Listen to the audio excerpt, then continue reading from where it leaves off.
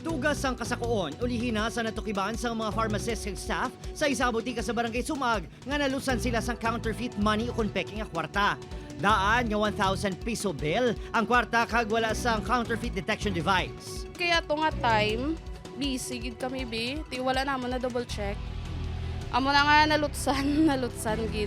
Actually kami gid sir sang mga staff di ang nagkaha. Ang 83 anyos nga si Lola Sita nabaklan man sa sigarilyo gamit ang ginapahayag peke nga 200 pesos nga kwarta.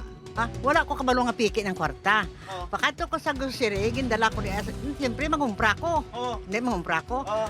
Tingling na, te. Lula, piki man yung kwarta mo. Te, ginbalik sa akon eh. O, ginbakal ina.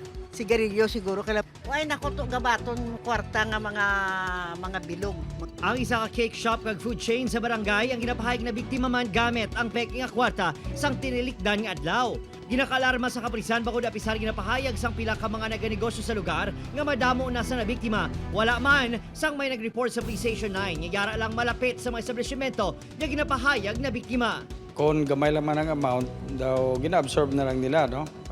Kaysa mag-report sila. Pero gina-encourage natin sila nga mag-report gid para madakpan nato yung nagapalaptasin ng mga fake nga mga currency.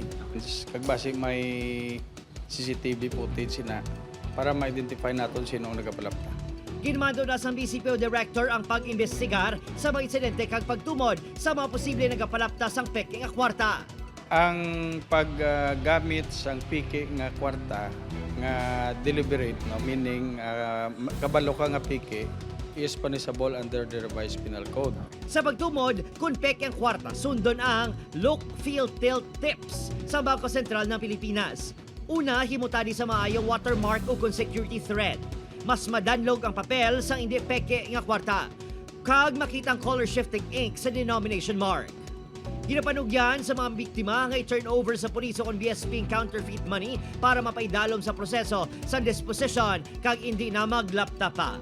Opo, Kiril Casillo, Adrian Prietos, 1 Western Visayas.